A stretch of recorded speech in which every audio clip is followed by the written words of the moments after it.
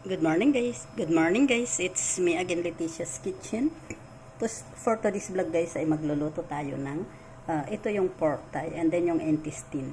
Bali na i-blanch na natin yan. Ayan, blinance muna natin bago natin i-steam. At ngayon yung ating ingredients ay mayroon tayo ditong garlic na 10 pieces and then luya at saka yung 10 pieces din yung luya natin and then yung ating scallion na 3 pieces. So ngayon ay maglalagay na tayo ng ating ingredients. Mayroon tayo ditong rice wine. Ito yung kalahating rice wine, kalahating bowl ng rice wine.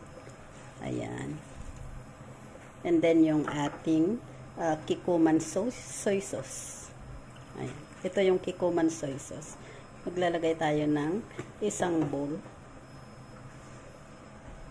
Ayan. And then yung ilagay na rin natin ang ginger, garlic, and then yung scallion. Ayan guys, dapat pala yung ay nasa ilalim. Lagay natin sa ilalim. And then maglalagay din tayo dyan ng Coke. Pero hindi ko masyado. So ito na guys yung Coke na nilagay natin. Ayan, yung big Coca-Cola.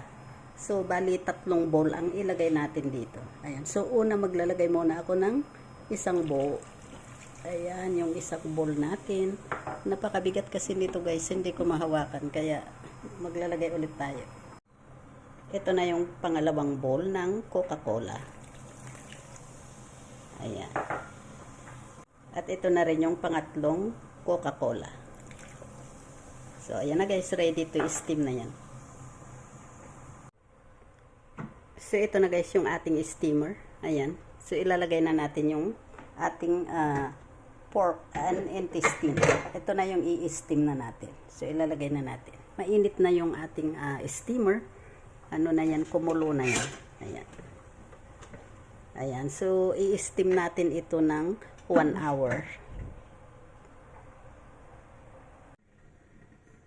Ito na yung ating niluto. Ayan. Ayan na guys. Ayan. Pwede nang i-serve. Luto na siya.